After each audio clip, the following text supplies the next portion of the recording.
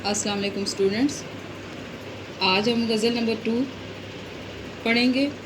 اس کے شاعر کا نام خواجہ حیدر علی آتش ہے۔ نام حیدر علی اور تخلص آتش تھا۔ آپ فیض آباد لکھنؤ میں پیدا ہوئے۔ ان کے والد کا نام خواجہ علی بخش تھا، جو دلی کے ایک معزز خاندان سے تعلق رکھتے تھے۔ شجاع الدولہ کے عہد میں دلی چھوڑ کر فیض آباد آ گئے تھے۔ ابھی آتش صغیر سن تھے۔ صغیر سن کم عمر تھے کہ والد وفات پا گئے، اس لیے ان کی تعلیم و تربیت بہتر طریقے سے نہ ہو سکی۔ آتش نے نواب مرزا تقی خان کی ملازمت اختیار کر لی، ان کے ساتھ لکھنؤ آ گئے۔ شاعری میں مصحفی کی شاگردگی اختیار کی۔ یہ MCQ بورڈ میں آ چکا ہے، اس لائن کو مارک کر لیں۔ آپ کے اپنے ہم اثر شاعر امام بخش ناسک سے کئی ادبی مارکے ہوئے۔ آپ قلندرانہ مزاج کے حامل تھے، قلندرانہ سادہ مزاج کے، اس لیے کسی دربار سے وابستہ نہیں ہوئے تھے۔ آتش غزل گو شاعر تھے۔ اس کو انڈر لائن کر لیں اتنا۔ ان کی غزلوں میں تغزل کی بیشتر خوبیاں پائی جاتی ہیں۔ تغزل، غزل کہنا، وہ بھی اپنے زمانے کے دیگر شعراء کی طرح شاعری کو شاعرانہ ثنائی، مرثا کاری اور الفاظ کی نگینہ کاری کہتے تھے۔ ثنائی، کاریگری، ہنر مندی، مرثا کاری، جڑت کا کام، جڑے کا کام، نگینہ کاری، نگینے کا کام۔ تاہم آتش کے یہاں عامیانہ اور سکیانہ پن دکھائی نہیں دیتا تھا۔ عامیانہ عوام کا، سکیانہ عوام کی پسند کا، جو اس وقت کے لکھنوی شعراء کے کلام میں جا بجا نظر آتا ہے۔ جا بجا، جگہ جگہ۔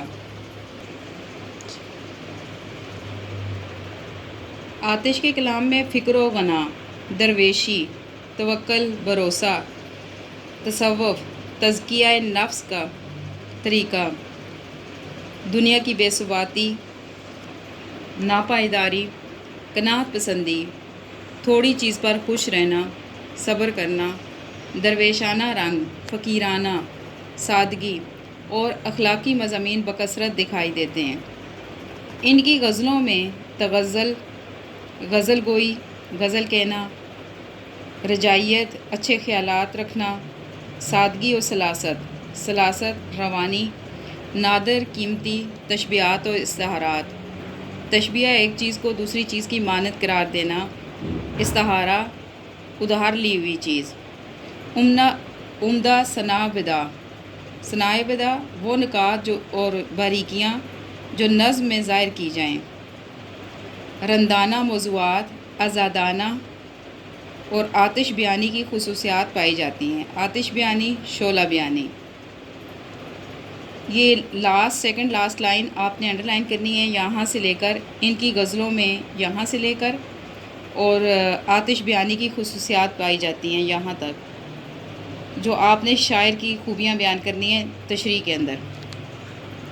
آتش کی تصانیف میں ان کا کلیات ہی اہم ہے، جس میں ان کا وہ سارا کلام شامل ہے جو مختلف اصناف سخن کی صورت میں موجود ہے۔ اصناف سخن، شاعری کی قسمیں۔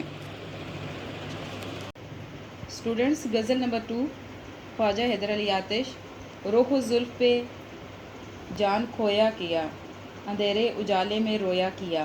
رخ و زلف، محبوب کا چہرہ اور بال، جان کھویا، جان دینا، جان قربان کر دینا، اندھیرے اجالے، صبح و شام، ہر وقت۔ میں اپنے محبوب کے حسن پر مر مٹا تو پھر رات دن میں اس کی جدائی میں روتا رہا۔ یہ اس کا مفہوم ہے۔ تشریح میں نے آپ کو لیکچر کے دوران آن لائن ساری سمجھا دی تھی۔ ہمیشہ لکھے وصف دندان یار، قلم اپنا موتی پرویا کیا۔ وصف، خوبی، دندان یار، محبوب کے دانت، موتی پرویا۔ موتی پرونا ایک محاورہ ہے، اس کے معنی تعریف کرنا کے ہیں۔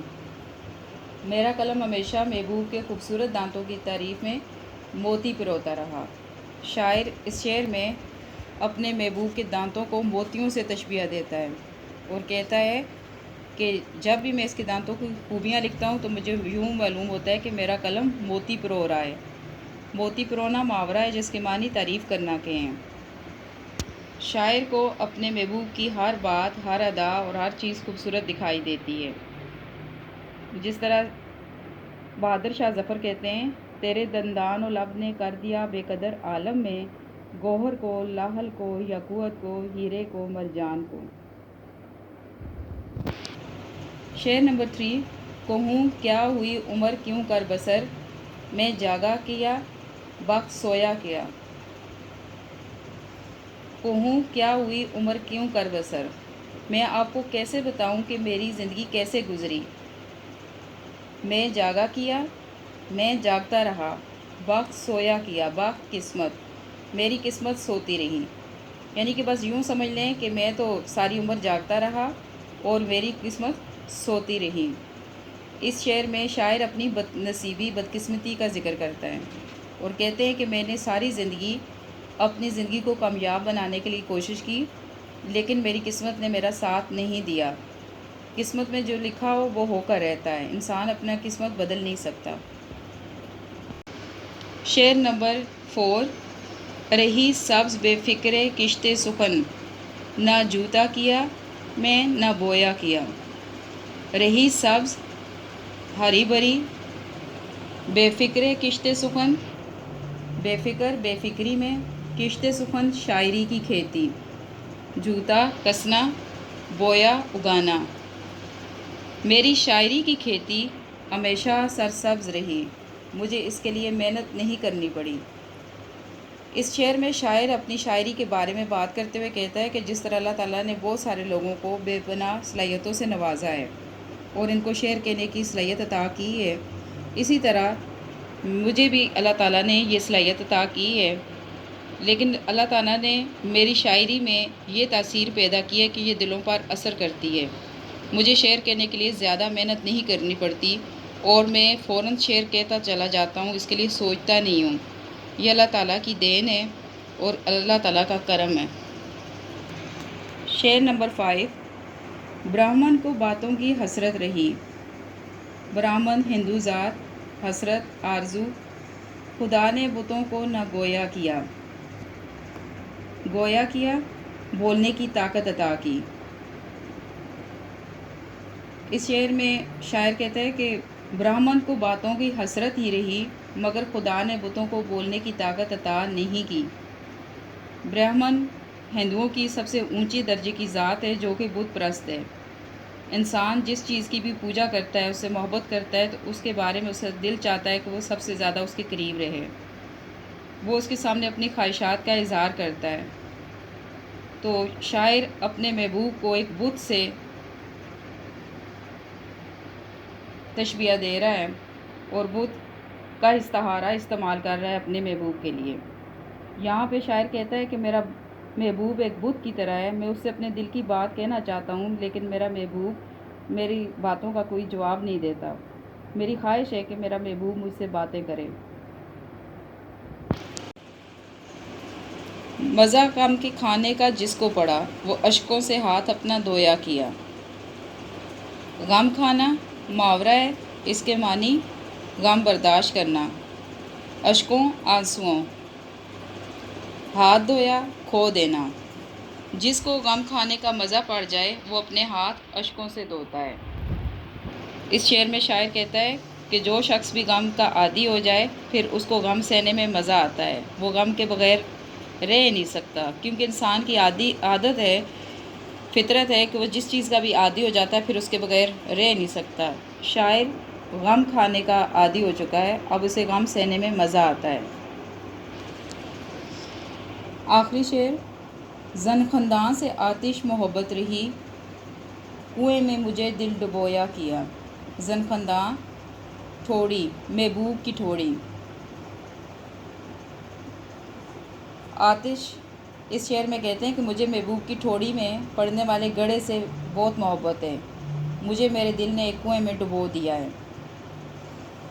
آتش کہتے ہیں کہ میرا محبوب بہت خوبصورت ہے اور اس کی ٹھوڑی میں جو گڑھا پڑتا ہے وہ مجھے بہت پسند ہے، مجھے اس سے محبت ہے۔ میں دن رات اس کے بارے میں سوچتا ہوں تو مجھے ایسا لگتا ہے کہ جس طرح کوئی شخص کنویں میں گر جائے تو دوبارہ باہر نہیں نکل سکتا، اسی طرح میں بھی اپنے محبوب کی محبت میں ڈوب گیا ہوں۔ اب میں اس کے سے باہر نہیں نکل سکتا۔ یہ اس غزل کا مقطع ہے۔ مقطع کے معنی کاٹنے کی جگہ، ختم کرنے کی جگہ کے ہیں، کیونکہ شاعر نے اس میں اپنا تخلص آتش استعمال کیا ہے۔ اسٹوڈنٹس، آج میں نے آپ کو اس لیکچر کی سوال جواب اور ایکسرسائز ساری سمجھا دی تھی۔ ابھی آپ اس کے سوال جواب لکھے ہوئے ہیں، یہاں سے اچھی طرح دیکھ کر یاد کر لیں۔ کوئی مسئلہ ہو تو دوبارہ آپ لوگ پوچھ سکتے ہیں۔